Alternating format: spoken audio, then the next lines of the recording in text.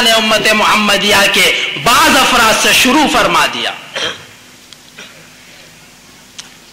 حضرات صحابہ کرام کے اخیر دور میں حضرت سیدنا امام اعظم ابو حنیفہ رحمۃ اللہ علیہ کوفہ جیسے علم کے شہر میں پیدا ہوتے ہیں سن 80 ہجری میں، یعنی حضور کے وصال کے کل 70 سال بعد سن 80 ہجری میں امام صاحب دنیا میں تشریف لائے۔ اور امام صاحب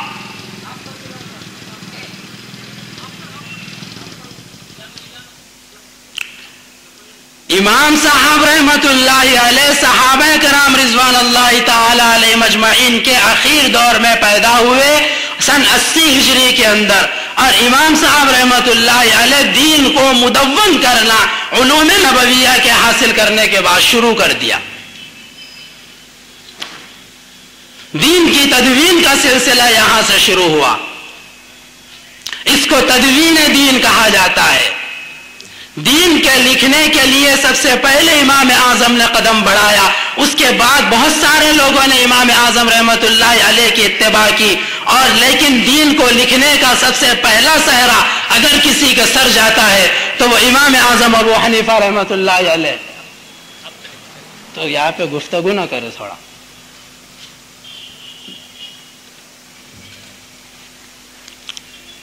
دین کو لکھنے کا صحرا سب سے پہلے امام اعظم ابو حنیفہ رحمت اللہ علیہ کا سر جاتا ہے۔ امام اعظم ابو حنیفہ رحمت اللہ علیہ سے پہلے دین کو کسی نے نہیں لکھا۔ علامہ جلال الدین سیوطی شافعی رحمت اللہ علیہ فرماتے ہیں، تنویر الحوالک میں یہ بات موجود ہے، من مناقب ابی حنیفہ انہ اول من دون علم الشریعہ۔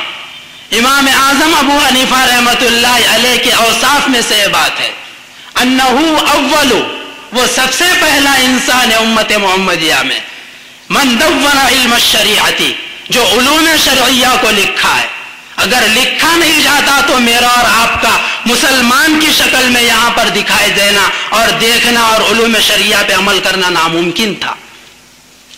فرمایا من دون علم الشریعہ، جنہوں نے علم شریعت کو سب سے پہلے مدون کیا۔ وَرَتَّبَهُ أَبْوَابًا، ابواب میں اس کو ترتیب دیا۔ ثُمَّ تَبَعَهُ مَالِكُ بْنُ أَنَسٍ، پھر امام اعظم ابو حنیفہ کی اتباع کی اس سلسلے میں امام مالک رحمت اللہ علیہ نے۔ وَلَمْ يَسْبَقْ أَبَا حَنِيفَةَ أَحَدٌ، اس سلسلے میں امام ابو حنیفہ پر کسی کو سبقت حاصل نہیں ہے۔ دین کے لکھنے کے سلسلے میں امام ابو حنیفہ سے آگے کسی کو سبقت حاصل نہیں ہے۔ سب سے پہلا امت محمدیہ کا فرد ہے جس نے دین کو جو صحابہ کرام کے ذریعے سے پہنچا تھا مدون شکل میں کتاب میں لکھ دیا۔ ایک دعویٰ کرتا ہوں، دلائل آگے پیش کروں گا۔ دعویٰ یہ ہے کہ جو دین حضور نے صحابہ کو پہنچایا تھا، صحابہ نے وہی دین دنیا میں پھیلایا۔ جو دین صحابہ نے دنیا میں پھیلایا، ائمہ نے اسی دین کو کتابوں کے اندر لکھوایا۔ جس طرح یہ کہنا جہالت اور ناواقفیت کی دلیل ہے کہ حضور نے صحابہ کو دین تو جو پہنچایا تھا صحابہ نے پھیلانے میں گڑبڑ کر دی، اس طرح کہنا جس طرح صحابہ کرام پر بہتان اور تہمت ہے، اسی طرح یہ کہنا بھی بہتان اور تہمت ہے کہ جو دین صحابہ نے پہنچایا تھا، پھیلایا تھا، ائمہ نے اس دین کو نہیں لکھوایا بلکہ کسی اور دین کو لکھوایا۔ یہ بھی ائمہ کرام پر تہمت اور بہتان۔ میں آگے پورے دلائل سے وضاحت سے بات کرتا جاؤں گا۔ سب سے پہلے امام اعظم ابو حنیفہ کا تعارف سنیں۔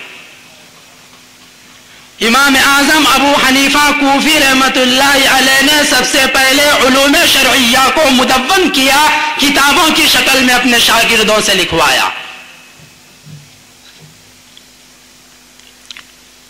امام اعظم ابو حنیفہ رحمت اللہ علیہ کون؟ سن 80 ہجری کے اندر پیدا ہونے والے، ہونہار امت مسلمہ کے دین کو، حضور کے دین کو مدون کرنے والے سب سے پہلے انسان، جن کو تابعیت کا شرف حاصل ہے،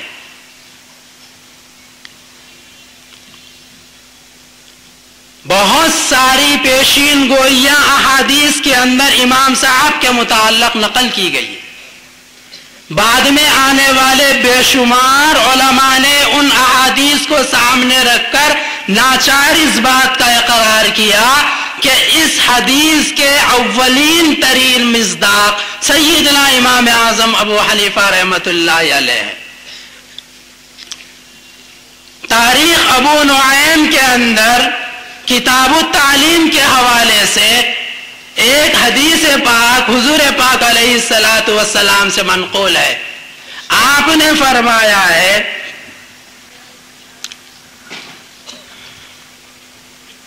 اعظم الناس نصیبا فی الاسلام اہل فارس. اسلام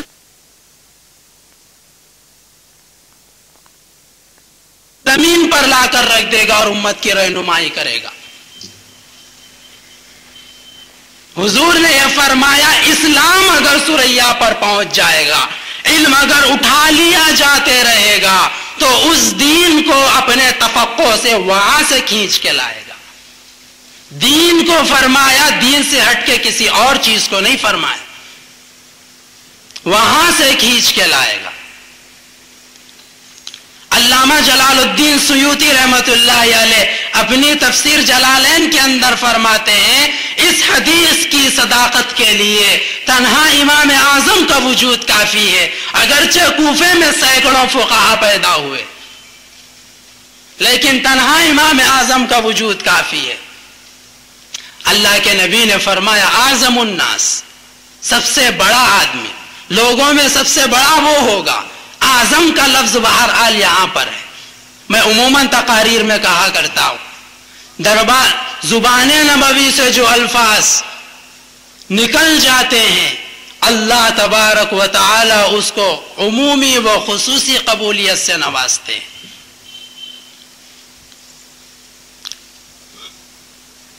ایک صحابی رسول حضرت سیدنا ابو ہریرہ رضی اللہ تعالی عنہ سن 7 ہجری میں مسلمان ہوئے.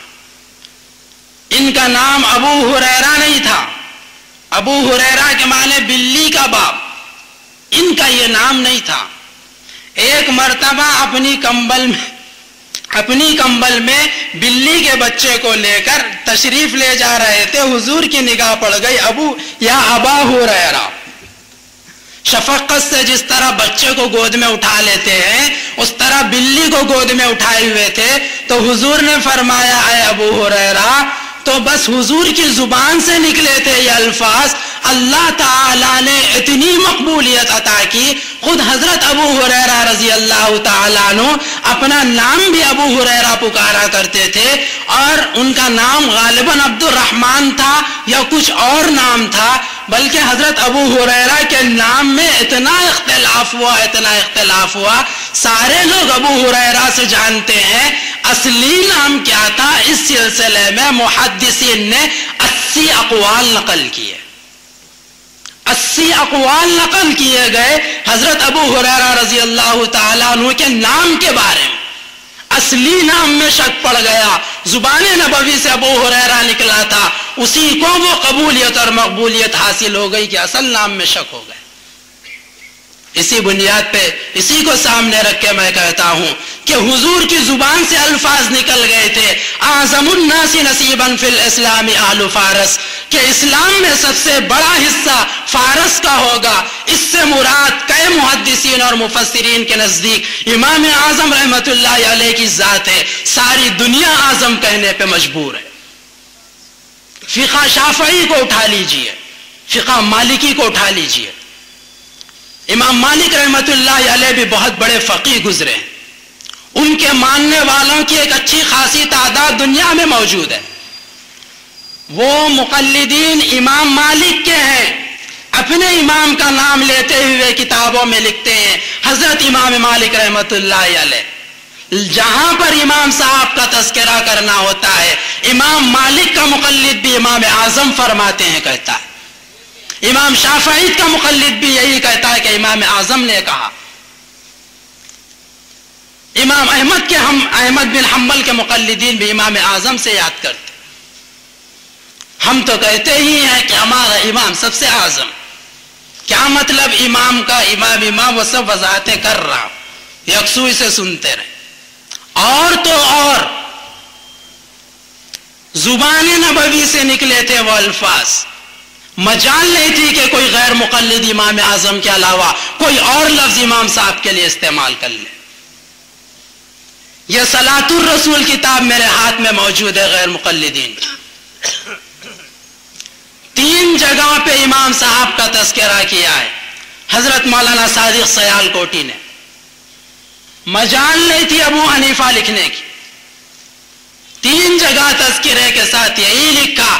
حضرت سیدنا امام اعظم ابو حنیفہ رحمۃ اللہ علیہ یہ فرماتے غیر مقلد بھی مجبور ہے اعظم کہنے پہ، کیونکہ زبان نبوی سے نکل گیا تھا، ابو ہریرہ کے نام میں شک پڑ گیا تھا یا اعظم نکل گیا تھا، وہی قبولیت اللہ تعالیٰ نے عطا فرمائی۔ یہ تو امام صاحب رحمۃ اللہ علیہ کا تعارف ہے۔ جنہوں نے امام صاحب پر کچھ طعن کیا ہے عموماً 2 قسم کے لوگ ہوتے ہیں، یا تو جاہل ہے یا تو حاسد ہے، جانتے ہوئے حسد کی بنیاد پر جل کر ان کے متعلق کچھ کہا ہو، یا ناواقفیت کی بنیاد پہ، جہالت کی بنیاد پہ کچھ کہا ہو۔ تیسرا، کسی شخص نے امام صاحب پہ جرح نہیں کی۔ علامہ ذہبی رحمت اللہ علیہ تذکرۃ الحفاظ میں فرماتے ہیں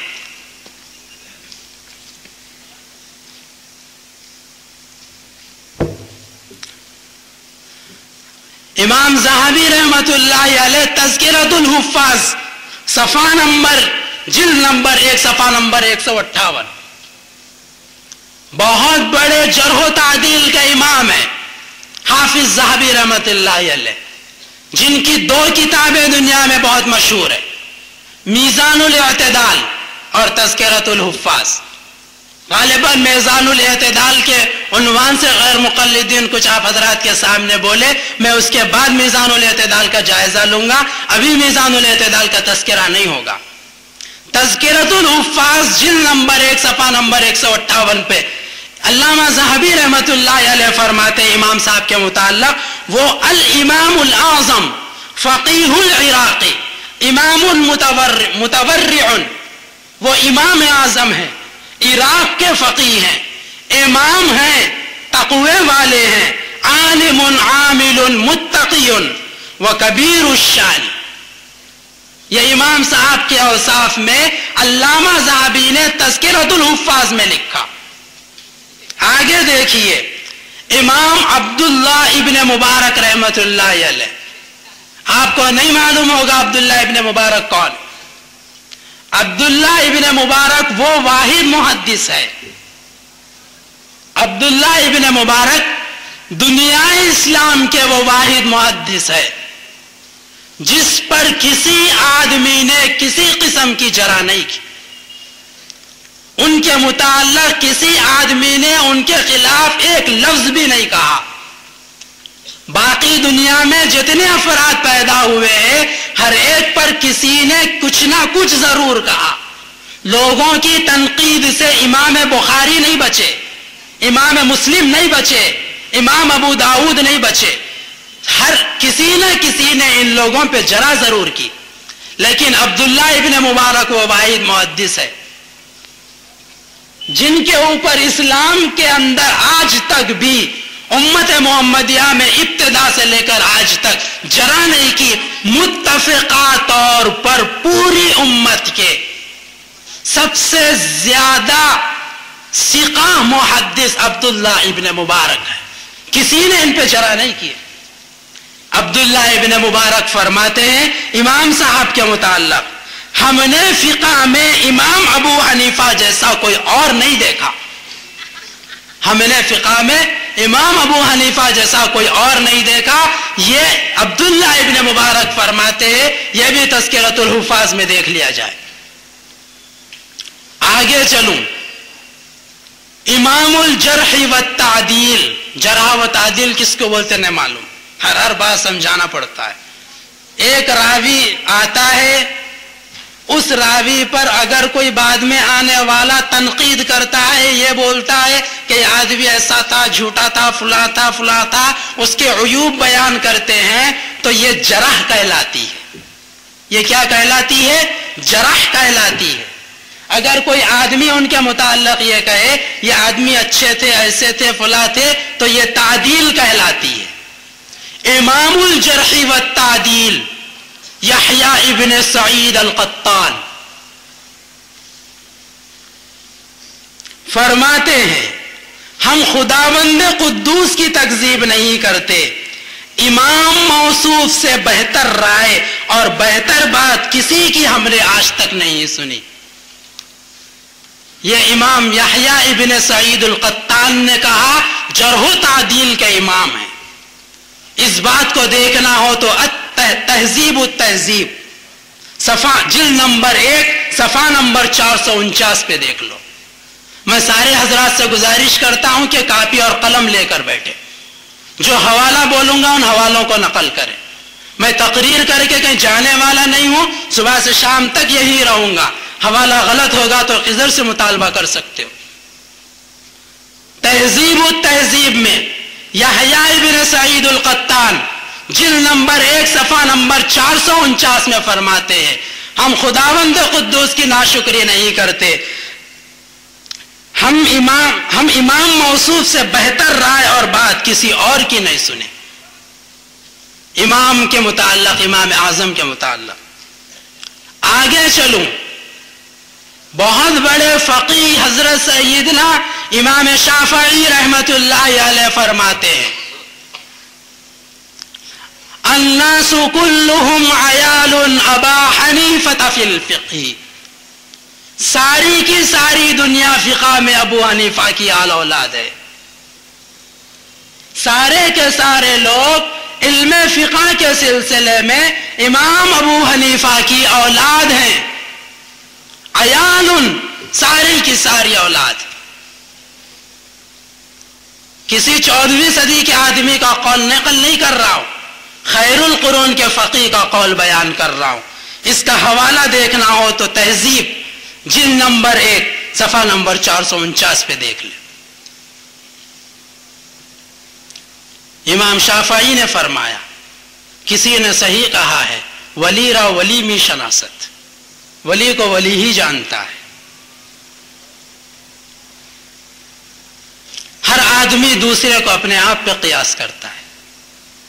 خود چور ہوتا ہے تو ساری دنیا کو چور سمجھتا ہے، خود دھوکے باز ہوتا ہے تو ساری دنیا کو اپنی ہی طرح خیال کرتا ہے۔ میرے عزیزو بزرگوں دوستو، 1 2 نہیں، سینکڑوں اقوال امام صاحب کی تعدیل کے متعلق امت محمدیہ نے بیان کیا ہے۔ ساروں کے بیان کرنے کا موقع نہیں ہے، بس ضرورت کی تکمیل کے لیے چند چیزوں کو بیان کر دیا۔ یہ تو امام صاحب کے متعلق بات تھی۔ آگے چلتے ہیں مسئلہ تقلید پر۔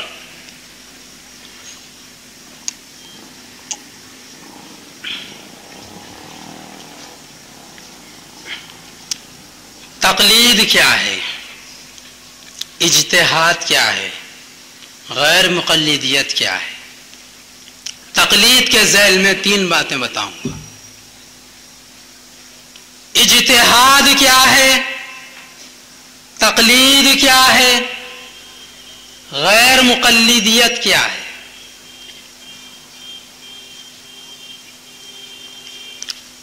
حضور پاک علیہ الصلاۃ والسلام نے دین کو دنیا کے اندر مکمل شکل میں پہنچا دیا، اس بات پر سارے مسلمان متفق ہیں۔ مکمل شکل میں دین الہی موجود ہے۔ آپ لوگ نہیں جانتے ہوں گے، ہم جانتے ہیں۔ بے شمار چیزیں ایسی پیش آتی ہیں کہ ان کی وضاحت قرآن پاک یا حدیث رسول میں نہیں ملتی۔ ابھی عجلت نہ کریں، ثابت کروں گا، بعد میں چند سوالات بھی کروں گا۔ بے شمار چیزیں ایسی دنیا کے اندر ہم کو دکھائی دیتی ہیں جن کا تعلق دین سے ہوتا ہے وہ ضروری ہوتی ہے، اس کی وضاحت احادیث مبارکہ میں ہم کو نہیں ملتی۔ مثلا قرآن مجید اللہ تبارک و تعالی کی آخری کتاب ہے، اس کے بعد کوئی اور کتاب آنے والی نہیں ہے، لیکن قرآن مجید آ چکا، ایک علاقے والوں کو آپ قرآن دے دیجئے اور کہیے کہ یہ منزل من اللہ کتاب ہے، آسمانوں سے آئی ہے، اس کے اندر مکمل دین موجود ہے، اس کے بعد کسی اور کتاب کی ضرورت نہیں۔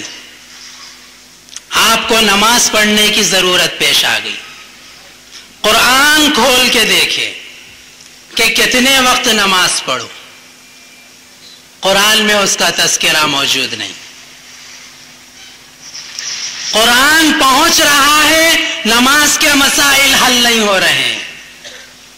اگر کسی کو معلوم ہے کہ پانچوں نمازوں کا تذکرہ قرآن میں نام بنام ہے، فجر، ظہر، عصر، مغرب، عشاء، تو وہ مجھے بتا دے۔ مجھے تو اپنے علم کے مطابق نہیں معلوم کہ قرآن میں کہیں 5 نمازوں کا تذکرہ ہے۔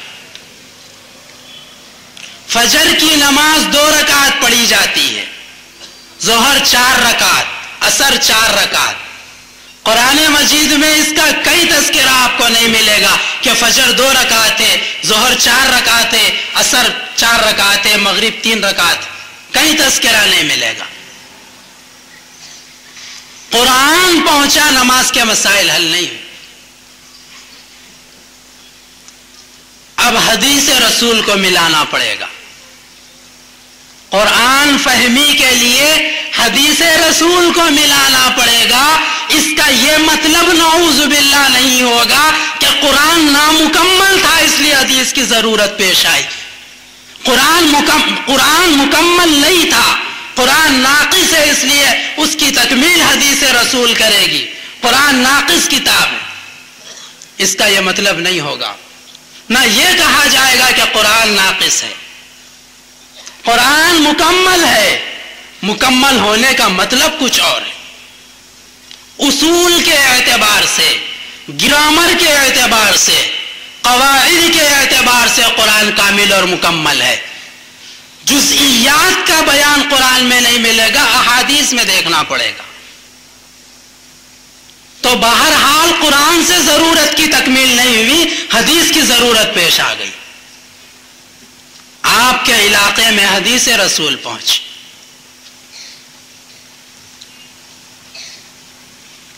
آپ کے علاقے میں حدیث رسول پہنچی۔ آپ اگر بہت زیادہ محنت اور مشقت کیے تو حدیث رسول کے اندر زیادہ سے زیادہ آپ کو نماز کے سلسلے میں بہت ساری باتیں ہیں، کیونکہ اب اختلافی مسئلہ اصلاً نماز بنا ہوا ہے، اس لیے زیادہ تر نماز کے حوالے لوں گا۔ اب نماز کا مسئلہ آیا ہے، حدیث میں آپ کو یہ بھی مل جائے گا کہ 5 وقت نماز فرض ہے، یہ بھی مل جائے گا کہ فجر کی کتنی رکعتیں ہیں، ظہر کی کتنی رکعتیں ہیں، عصر کی کتنی رکعتیں، مغرب کی کتنی رکعتیں، عشاء کی کتنی رکعت، سب مل جائے گا۔ نماز کے اندر فاتحہ پڑھنے کا تذکرہ مل جائے گا، رکوع میں سبحان ربی العظیم کہنے کا تذکرہ مل جائے گا، قاعدے میں تحیات پڑھنے کا تذکرہ مل جائے گا۔ یہ تمام چیزوں کا ثبوت حدیث میں ہوگا۔ نماز سے پہلے قبلے کی طرف رخ کرنے کا تذکرہ ہوگا، سب کچھ موجود ہوگا۔ لیکن حدیث کے پہنچنے کے باوجود ایک بات ابھی ہم کو معلوم نہیں ہوگی۔ غور سے سنیں، توجہ سے سنیں۔ نماز کے اندر کون سا عمل فرض ہے، کون سا عمل واجب ہے، کون سا عمل سنت ہے، کون سا عمل مستحب ہے، حدیث پہنچنے کے باوجود اس بات کا بیان حدیث میں نہیں ملتا۔ علل اعلان اس مجمع کے سامنے کہتا ہوں، اگر کسی کو دعویٰ ہو تو مجھ سے ملاقات کرے۔ نماز میں ثنا بھی پڑھی جاتی ہے، سورہ فاتحہ بھی پڑھی جاتی ہے، حدیث یہ نہیں بتائے گی کہ ثنا پڑھنا صرف سنت یا مستحب ہے، سورہ فاتحہ پڑھنا فرض یا واجب ہے۔ حدیث میں صرف ثبوت ملے گا، حدیث میں حکم نہیں ملے گا۔ یا نظام آباد کے ایک غیر مقلد عالم کے پاس میں نے ایک غیر مقلد کو بھیجا، لمرا مسجد کے امام کے پاس، جو باتیں کیا ہوں وضاحت سے بولتا رہوں گا۔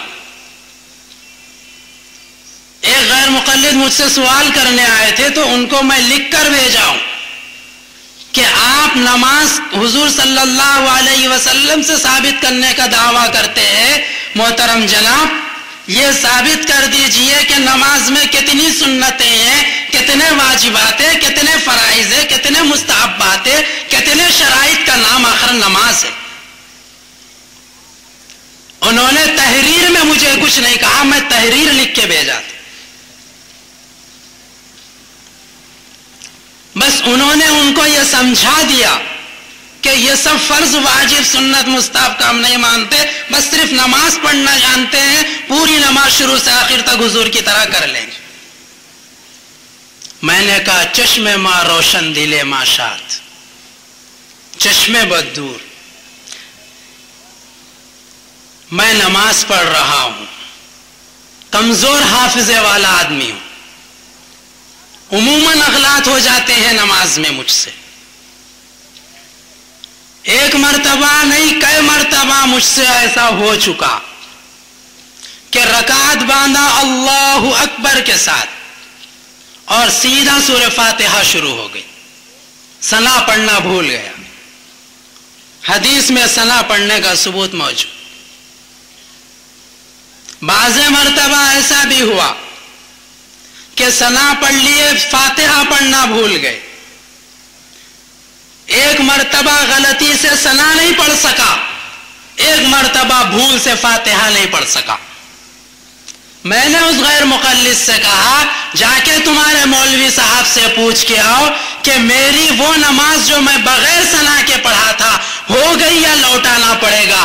اگر تم یہ کہو کہ لوٹانا پڑے گا تب بھی حدیث لاؤ کہ جو ثنا نہیں پڑھتا اس کی نماز نہیں ہوتی۔ اگر تم یہ کہو کہ نماز ہو جاتی ہے ثنا چھوٹنے سے بھی، تو میں کہتا ہوں ثنا کا ثبوت حدیث میں موجود ہے، دلیل لاؤ کہ ثنا چھوڑنے سے نماز ہو جاتی ہے۔ میں فاتحہ نہیں پڑھا تو تمہارے مولوی صاحب کیا کہتے ہیں؟ یہی کہتے ہیں کہ نماز نہیں ہوئی۔ ثنا چھوڑ دیا، تمہارے مولوی صاحب یہ کہتے ہیں نماز ہو گئی، تھوڑا سا ثواب کم ہوتا ہے، نماز ہو گئی۔ اسی کو سامنے رکھ کر پوچھنا چاہتا ہوں، ثنا اور فاتحہ میں فرق کس نے بیان کیا؟ اگر ثنا سنت ہے یہ حکم لگا سکتے ہو، تمہارے نزدیک تو سنت واجب فرض کوئی فرق ہی نہیں ہے۔ جب کوئی فرق نہیں ہے تو فاتحہ کے چھوڑنے سے نماز کیوں نہیں ہوئی، ثنا کے چھوڑنے سے نماز کیوں ہو گئی؟ فرق بیان کیجئے فاتحہ اور ثنا میں۔ حدیث سے چاہیے، کسی امتی کا قول قبول نہیں کروں گا۔ دعویٰ تمہارا یہی ہے، اہل حدیث کے دو اصول، فرمان خدا اور فرمان رسول۔ جب بھی مجھ سے تم کو گفتگو کرنا ہے اپنے اصول مد نظر رکھو۔ اپنے وقت کا کتنا بھی بڑا محدث ہوگا، فقیہ ہوگا، تمہارے بات کے سلسلے میں ان کے قول کو قبول نہیں کروں گا۔ صاف حدیث سے مطالبہ ہے، ہم کہاں سے لاتے ہیں اپنی جگہ پہ ہے، واضح کروں گا کہاں سے لاتا ہوں، لیکن تم کو صرف قرآن یا حدیث سے لانا پڑے گا، اور تمہارے قول کے مطابق حدیث بھی صحیح ہوگی، صریح ہوگی، غیر مشروع ہوگی۔ اس حدیث کے اندر دوسرے جانب مخالف کا یا دوسرے پہلو کا امکان نہیں ہوگا، ویسی حدیث پیش کرنا پڑے گا، چونکہ تم لوگ اسی قسم کی حدیث کا مطالبہ ہم سے کرتے ہو، حالانکہ ہم سے مطالبے کا اختیار نہیں تھا، لیکن تمہارے مطالبے کو قبول کرتا ہوں۔ دلائل کی روشنی میں کلام کروں گا. تو بات یہ کہہ رہا تھا مسئلہ تقلید کی وضاحت کے سلسلے میں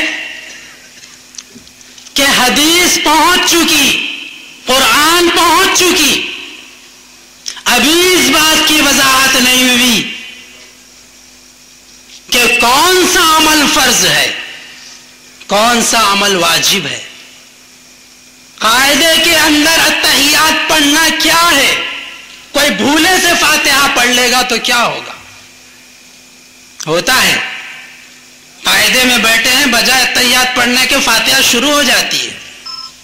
دور اکثر اسی طرح پڑھنے کا چل رہا ہے. فاتحہ شروع ہو گئی. اب میرا سوال ہے غیر مقلد سے کہ نماز ہوئی کیا نہیں ہوئی؟ میرے نزدیک امام کی تشریح کے مطابق متعین ہے کہ اتحیات پڑھنا واجب ہے، اس کا حکم اپنی جگہ مل جائے گا. لیکن غیر مقلدین کے پاس صرف 2 اصول. اپنے اصول کو سامنے رکھیں. میں ایک نماز میں بجائے اتحیات کے قاعدے کے اندر بیٹھ کر سورہ فاتحہ پڑھ لیا. اب غیر مقلد کے علماء یا عوام الناس یا ساری دنیا غیر مقلدیت سے میرا یہ سوال ہے کہ ایک حدیث پیش کر دیں کہ دین اس جگہ پہ میری کیا رہنمائی کرتا ہے. اب میں فاتحہ پڑھ چکا ہوں، اتحیات بھولے سے رہ چکی ہے، حدیث کیا رہبری کرتی ہے؟ آیا میں نماز کو لوٹا لوں؟ میری نماز نہیں ہوئی. برائے کرم حدیث سے بتائیں کہ اتحیات کے بجائے فاتحہ پڑھ لیے تب بھی نماز لوٹانا پڑے گا، نماز نہیں ہوئی. حدیث سے بتائیں. اگر تم یہ کہو کہ نماز ہو جاتی ہے تب بھی برائے کرم حدیث سے بتائیں. مطالبہ صرف غیر مقلدین سے حدیث کا ہوگا، کسی کا قول قبول نہیں کروں گا. اب یہاں سے مسلک کو ثابت کرنا چاہتا ہوں. حدیث پہنچ گئی، احکامات نماز کے نہیں ملے. احکامات کس نے بیان کیے؟ ان کو حکم بیان کرنے کا اختیار کس نے دیا؟ یہ بیان کرنے والوں کا مرتبہ اتنا بلند کس نے بنایا؟ ان کی بات قبول کرنے کا حکم کس نے دیا؟ ان احکامات کو بیان کرنے کے لیے اجتہاد کی ضرورت پڑتی ہے. قرآن اور حدیث میں موجود ہوتے ہیں، لیکن اجتہاد کی دوربین لگانے سے پتہ چلتا ہے کہ یہ مسئلہ یہاں پر تہ میں چھپا ہوا ہے. اجتہاد کو ثابت کرنے کے لیے عموماً ایک مثال دیا کرتا ہوں. حضور پاک علیہ الصلوۃ والسلام کی ایک روایت ہے، اگر مکھی گھی کے اندر گر جائے تو اس کو ڈبا دو، پھر ڈبانے کے بعد نکال کے پھینک دو، اس کے بعد اس کو استعمال کر لو. حضور نے فرمایا مکھی کے ایک پر میں بیماری ہوتی ہے، دوسرے پر میں شفا ہوتی ہے. مکھی جب گرتی ہے تو پہلے اپنے بیماری کا پر ڈالتی ہے، تم پوری مکھی کو ڈبا دو تاکہ اس کے شفا کا پر بھی ڈوب جائے، اس کے اندر سے بیماری ختم ہو جائے، پھر اس کو استعمال کر لو. حدیث میں صرف مکھی کا تذکرہ ہے، اور وہ بھی گھی کے ساتھ خاص ہے، وہ بھی گھی کے ساتھ خاص ہے. مسئلہ سمجھ میں آ گیا. حدیث بتا دی کہ مکھی کھانے پینے کی گھی میں گر جائے تو گھی ناپاک نہیں ہوتا، مکھی کو ڈبا کے پھینک کے استعمال کر لے سکتے ہیں. مسئلہ سمجھ میں آ گیا. لیکن میں پوچھتا ہوں، بجائے مکھی کے چیونٹی گر گئی، حدیث کیا کہتی ہے؟ بجائے گھی کے دودھ میں گر گئی. میرا سوال ہے، مجھے حدیث سے جواب چاہیے. دودھ پینا چاہتا ہوں، کچھ چیونٹیاں گری ہوئی ہیں، شریعت مجھے اس مسئلے میں کیا کہتی ہے؟ آیا دودھ کو استعمال کر لوں یا ان جانوروں کے گر کے مرنے سے دودھ ناپاک ہو گیا اس کو پھینک دوں؟ اگر تم یہ کہو کہ دودھ کو پھینک دو، چیونٹی گر کے مر گئی ہے، میرا سوال ہے حدیث چاہیے. چیونٹی گر کے مرنے سے دودھ ناپاک ہو جاتا ہے، بات حدیث سے ہوگی، حدیث سے ہٹ کے بات نہیں ہوگی.